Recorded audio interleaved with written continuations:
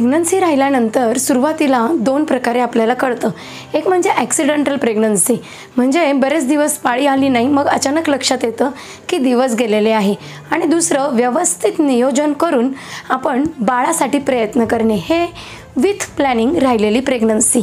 Pregnancy कुठल्याही पद्धतीने जरी राहिलेली असेल, पण जेव्हा आपल्याला कळतं की नाही आता आपल्याला हे बाळ कंटिन्यू करायचं आहे, ही प्रेग्नन्सी आपल्याला पूर्णपणे व्यवस्थित जन्माला बाळाला घालायचं आहे, असं जेव्हा आपल्या लक्षात येतं, तिथपासून आपण स्वतःची बाळाची व्यवस्थित काळजी घ्यायला हवी.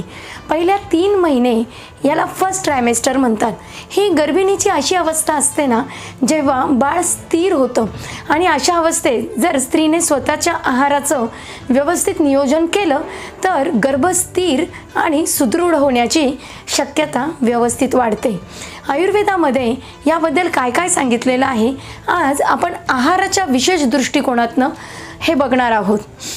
पहिल्या ट्रायमेस्टरमध्ये म्हणजे गर्भावस्थेच्या पहिल्या 3 महिन्यांमध्ये कुठल्या फळं खावे, कुठल्या भाज्या खाव्या, महिन्यानुसार कोणता कोणता आहार घ्यावा, कुठले पदार्थ टाळावे आणि कुठले पदार्थ आवर्जून खावे, हा सांगण्याचा माझा आजच्या व्हिडिओमध्ये प्रयत्न आहे. नमस्कार, मी आहे डॉक्टर मेघा अत्रे. तर या काळामध्ये बाळ हे पूर्णपणे आईवरच अवलंबून असतं. त्याचं बीज स्वरूपात निर्माण झालेलं असतं. या बीजाचंच पुढे जाऊन व्यवस्थित वाढून बाळ बनतं. चरकाचार्य सांगतात की पहिल्या महिन्यामध्ये बाळासाठी आईचं दूध हे अमृत समान आहे. प्रथम मासिं क्षीरम प्रश्यम भवती तदानुवर्तते.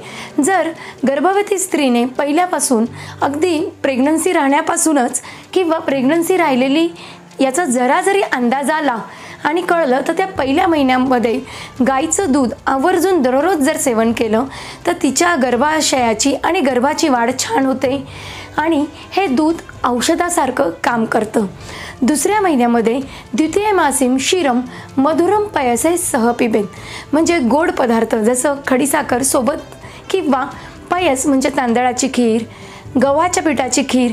तांदूळ आणि गहू हे असे कार्बोहायड्रेट आहेत की ज्यामुळे बाळाच्या आईची तर वाढ होतेच, पण बाळाचा विकास पण होतो. म्हणजे दुसऱ्या महिन्यामध्ये आपल्या आचार्यांनी ह्या आईला दूध गोड करून प्यायला लावलेलं आहे. ज्यांना विशेष करून खूप जास्त धावपळ आहे, अशा व्यक्तींनी दुसऱ्या महिन्यापासून ज्येष्ठमत सिद्ध दूध, गोक्षूर शुद्ध दूध किंवा शतावरी सिद्ध दूध घेऊ शकतात. परंतु कुठलंही औषध वापरताना त्याचा वैद्याच्या मार्फत सल्ला जरूर घ्यावा, कारण प्रत्येक औषध प्रत्येकाला सूट होत नसतं. तिसऱ्या महिन्यामध्ये तृतीय मासिं क्षीरम घृतयुतम मधुरेमसह, म्हणजे तिसऱ्या महिन्यामध्ये दूध, तूप आणि मधुर रस युक्त पदार्थ घ्यायला लावलेले आहे. आता मधुर रस म्हणजे चॉकलेट, बिस्किटं, मावा, मिठाई बिलकुल नाही. हे सगळे पदार्थ जड असतात पचायला. मग मधुर रसयुक्त म्हणजे काय, मिल्कशेक का, तर तेही नाही. मधुर रस म्हणजे असे पदार्थ की जे दुधाच्या गुणधर्माला त्रास न देता दुधासह दुधाचे गुणधर्म वाढवतात, बाळाचं ओज, बल, त्वचेची कांती आणि आईची शक्ती वाढवतात, असे पदार्थ.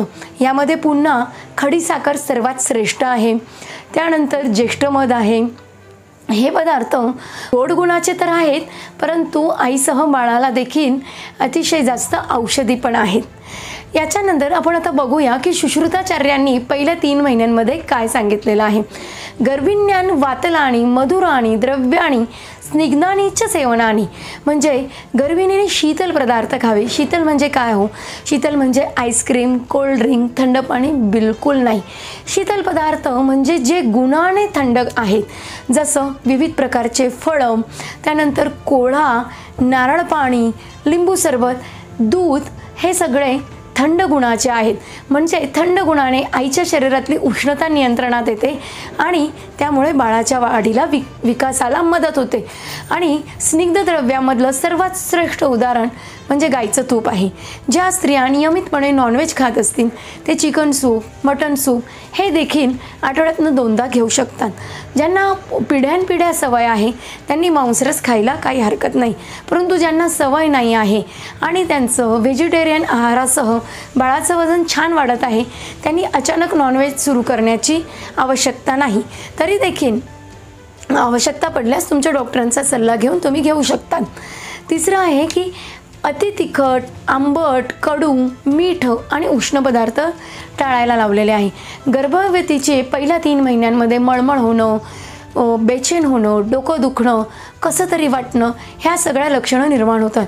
अशा वेळेस साळीच्या लाह्या पाण्यात किंवा दुधात भिजवून घेतल्या तर हे लक्षणं कमी व्हायला मदत होते. याशिवाय आयुर्वेदामध्ये सूतशेखर, लघुसूतशेखर, आवळा रस आणि अनेक विविध औषधं असे आहेत की जे गर्भिणीचे 9ही महिने सुसह्य करतात, बाळाचं वजन वाढवतात. याशिवाय पहिल्या बाळाला जर काही अडचण आली असेल किंवा आधीचं ॲबॉर्शन असेल तर त्यामुळे वाढलेला वात, पित्त, कफ यांना समतोल आणण्यासाठी हे औषधं अतिशय सुंदररित्या मदत करतात. हे मी तुम्हाला अगदी खात्रीपूर्वक सांगू शकते. बरं, आता टाळायचं काय? तर न अत्यशम च न समी उपवेशन न अति तीक्ष्ण उष्ण लवण आम्ल सेवनम गर्भिणाम. म्हणजे गर्भिणी स्त्रीने गरज नसताना अति खाणं टाळायला पाहिजे. बऱ्याचदा काय होऊन जातं, दर 2-2 तासांनी स्त्रिया खायला लागतात किंवा बाळाचा वाढ होण्यासाठी भूक नसताना पण खातात. याशिवाय सगळ्यात मोठी गफलत अशी करतात, दूध आणि फळं एकत्र खातात, बेकरीचे पदार्थ खातात किंवा नॉनव्हेज आणि गोड खातात किंवा जड पदार्थ एकत्र खातात. आणि हे सातत्याने चालू राहिल्यामुळे पुढे जाऊन ह्या स्त्रिया प्रेग्नन्सी इंड्यूस्ड डायबेटीज म्हणजे गर्भिणी अवस्थेतल्या डायबेटीज किंवा प्रमेह, ज्याला मधुमेह म्हणतात, याला बळी पडतात. म्हणून बाहेरचे पदार्थ, जड पदार्थ, पॅकेटबंद पदार्थ हे जरूर अत्यंत सावधगिरीने टाळायला हवे. मग फळं कुठले खायला हवे? तर द्राक्ष, डाळिंब, सफरचंद, गोड पिकलेल्या केळी, खजूर, मनुका हे पदार्थ तुम्ही आवर्जून खा. तुमच्या भागात पिकणारी देशी फळं खाऊ शकतात. गर्भिणी स्त्रीला पुढे जाऊन बाळ जसं वाढतं तसं रक्ताची कमतरता होते. म्हणून पहिल्यापासून मूठभर काळे मनुके खाण्याची सवय पाहिजे. जिची पित्त प्रकृती नसेल, जिला उष्णतेचा त्रास नसेल, तिने नेहमी गूळ आणि शेंगदाणे खायला हवे. ज्यांची पित्त प्रकृती आहे त्यांनी खोबरं आणि गूळ खायला हवं. हे अगदी बेसिक गोष्टी आहेत. ह्या तुमच्या जेवणात आवर्जून असल्या तर रक्ताची कमतरता होत नाही. याशिवाय लाल तांदूळ ज्यांना शक्य आहे त्यांनी लाल तांदूळ, ज्यांना नाही शक्य त्यांनी साधे तांदूळ, जर समजा ते पेजे स्वरूपात खाऊ शकता, भाकरी स्वरूपात खाऊ शकतात. खिचडी जर स्वरूपात खायची तर ती शक्यतो सकाळी खायची. भात हलकासा पचायला जड असतो. तूप भात, दही भात हे देखील खाऊ शकतात. दह्याचं प्रमाण नियंत्रणात ठेवावं आणि आठवड्यातून 3दा तरी ताक घरी बनवलेलं जरूर सेवन करावं. हे सगळे आहाराचे अगदी साधे नियम आहे. हे जर तुम्ही पाळले तर पहिला 3 महिने इतके छान आनंदाने जातात, मळमळ उलटीचा त्रास होत नाही. हे तरी देखील त्रास होत असेल, जरूर वैद्यांचा सल्ला घ्या, जरूर वैद्यांकडनं मदत घ्या. ते तुम्हाला तुमच्या प्रकृतीनुसार, बाळाच्या अवस्थेनुसार, तुम्ही कुठे राहतात, काय काम करतात, तुमच्या शरीरात प्रोटीनची किती गरज आहे, वात किती वाढला आहे, पित्त किती वाढलेलं आहे, यानुसार आहाराचं व्यवस्थित नियोजन करून देतात आणि यासोबत आवश्यक तेवढे औषधं पण देतात. कुठल्याही जाहिराती बघून स्वतःवर सेल्फ मेडिकेशनचा प्रयोग गर्भिणी अवस्थेत बिलकुल करू नये. आता डॉक्टरांकडे कधी जावं? तर ज्या क्षणी तुम्हाला कळेल की मला प्रेग्नन्सी राहिलेली आहे त्याच्या दुसऱ्या दिवशीपासून तुम्ही डॉक्टरांकडे जायला हवं. डॉक्टर जे आयर्न, कॅल्शियमच्या गोळ्या देतात, टीटीचे इंजेक्शन देतात, हे एक प्रकारचे रसायनच आहे. हे तुमच्या बाळाच्या वाढीला मदत करतात, त्यामुळे ते देखील आवर्जून सेवन करावे. आता याच्यासोबत महत्त्वाचा सल्ला तो असा आहे, उपाशी राहायचं नाही, जागरण करायचं नाही.